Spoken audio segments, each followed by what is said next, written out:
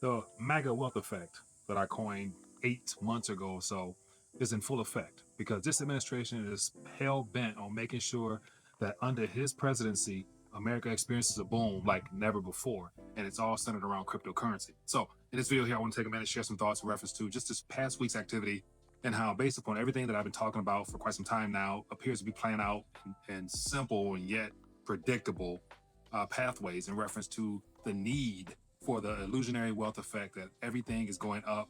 And Donald Trump can't afford to have a presidency where things crash under his watch directly. So he's going to do everything he can, whether it be him directly or his advisors around him, which happen to all be private sector CEOs that I believe have a special interest or an invested interest in making sure that the current economy does well, just because their current financial as well as their future financial operations all hedge upon a healthy and lucrative stock market. And so I want to take a minute and read through some of the announcements from this past week, which really paints more of the picture as how it's no accident that last week Donald Trump talked about a boom that's coming. Wait till you see the boom that this country goes through in 5 or 6 months from now with all of the things that are happening.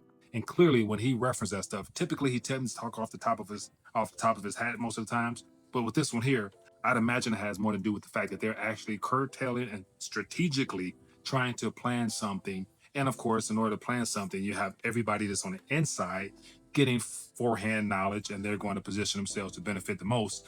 And this means that we more than likely will have a melt up type of scenario, barring any type of foreign or domestic black swan event to try to disrupt this. And so, first and foremost, let me give you a list of things that took place for those who may not have been paying attention to the whole digital asset space, because whether you like crypto or not, clearly you can see it's going to be at the bedrock of this current administration. So to ignore it will be to your own demise, because I personally believe that riding the digital train, in a sense, could be a good way of receiving some of this price appreciation in the digital space, so that you can then take some of those proceeds and put them to use on your behalf in the tangible, in the real world. So here we have SEC launched Project Crypto, aiming to modernize security rules and pave the way for tokenized stocks and DeFi integration.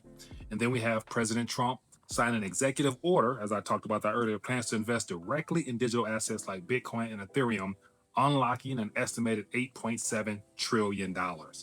Then you have Genius Act from I think about 2 weeks ago, and then the most notable one, which has been pretty much holding everything up, is the whole Ripple case. And so Ripple Labs and SEC settled their lawsuit, with Ripple paying $125 million fine, SEC dropping its appeal and ending regulatory action against Ripple. So once again, Ripple has been under so much pressure for the last 5 or 6 years because of their involvement in international finance. They are already being heavily used by a variety of countries out in the Eastern Hemisphere.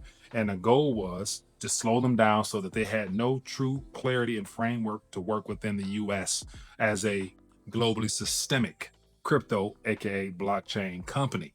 And then you have the sudden rush of all types of institutional investors looking to add Ethereum to their portfolios in the form of a treasury. So here you have the whole Bitcoin Ethereum treasury aspect, which is only going to pick up. And of course, Ethereum, in my opinion, is a much better option for these type of instruments, because the proof of stake model allows for the coins themselves to be staked in order to support the network, which therefore puts less risk on holders, because you have to go out chasing all types of crazy yield to make a return on holding those particular assets.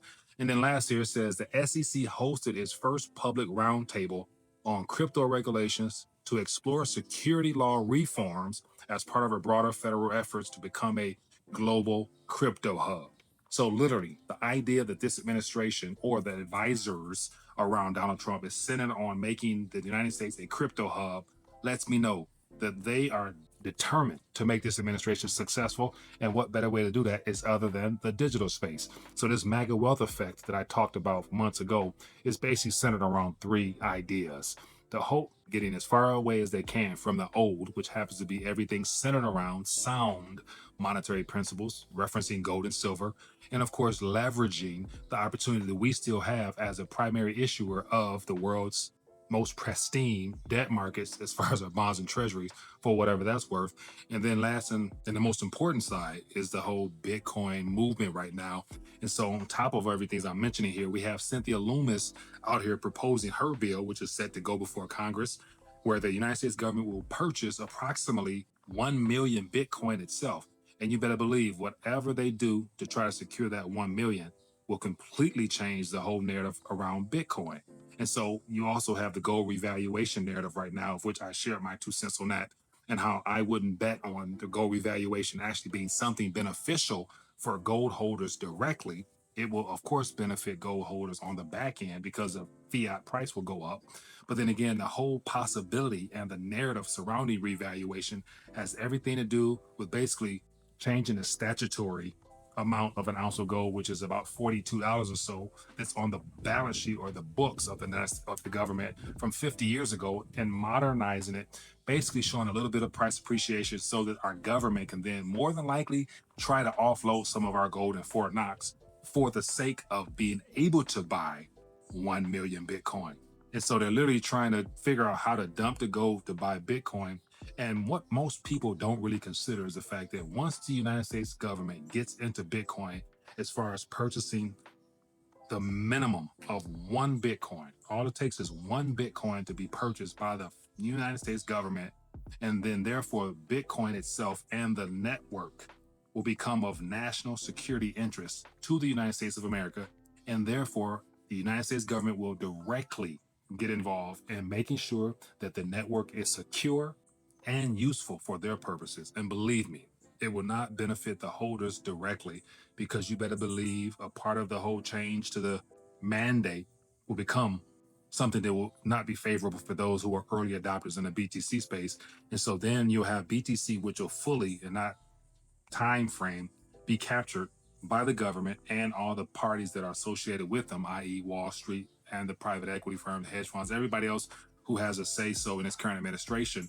And then you factor in Ethereum has already been captured by the banking cartel. And that's why it was changed from proof of work to proof of stake, so that it can benefit the large holders. And of course, if you look at the Ethereum project and the blockchain project that Ethereum was supported by, all those happen to be the globally systemic important banks in a sense, or their subsidiaries. And so once again, as of right now, everything appears to be steering towards the digital realm. So between now and the time everything is exposed and the public, or i.e. the very first holders of crypto, realize what had happened or what was intended from the beginning, that time frame there, which could be anywhere from 2, 3 to 7, 6, 7, 8 years from now, before the public realizes that digital assets were all a trap. That is the window of time that I was always referring to, and saying that for those who speculate and realize that potential opportunity and the sheer price appreciation because of this administration's desire to have this MAGA wealth effect, or as this boom that Donald Trump refers to, it's going to be crypto or digital assets centered. And so getting in a sense where you feel comfortable, perhaps being able to tinker with some things that this current administration seems to be very in favor of, which happens to be Bitcoin and Ethereum. And of course, just look at the World Liberty Financial, which is Trump's family financial portfolio of things they hold. They hold more Ethereum than anything else. And so that right there lets me know where they're not going to miss out on these opportunities. So watch their portfolios, and you get a chance to see where things potentially could head. But once again, the MAGA wealth effect is in full effect. Donald Trump is hard pressed to make sure this administration is successful. Success looks like a melt up being led by the digital asset space. And therefore, once we get to that point where we're at all-time highs, barring any type of unforeseen events, then we move on to the next phase, which I believe will have more to do with the whole finalizing the restructuring of our monetary system, which will then lead to more censorship as well as surveillance outside of what we already have now, because you're going to have all these possibly new minted, 100,000 and millionaires. And then you better believe that this whole IRS situation with Anthony Besant now being placed as a temporary overseer of the IRS, they're going to try to figure out some way to make it look to the advantage of the early holders. But then again, they can't allow the people in general to prosper at this time without there being some type of wealth capturing tool via taxation of some kind. So I wouldn't be surprised if they start tinkering with the rules and regulations when it comes to taxation and everything else. And then we'll find out more of the truth then. And that'll probably be phase 3. So right now, phase 1, MAGA wealth effect with the meltdown. 2 will be the controlling of things, and 3 will be the complete takeover, however they plan on doing that, in my opinion. But once again, just sharing some thoughts in reference to this past week's activity and where I think things could go. I could be wrong, but then based upon everything so far, everything seems to be on course. So curious to hear what you guys think. As always, if I miss anything, feel free to drop in the comment, let me know. And if you continue to enjoy this little off the top, trying to gather as much information as I can and process it and share it to you guys, then definitely subscribe and take this share so people can find out what's going on. And I'll catch you guys later. Peace.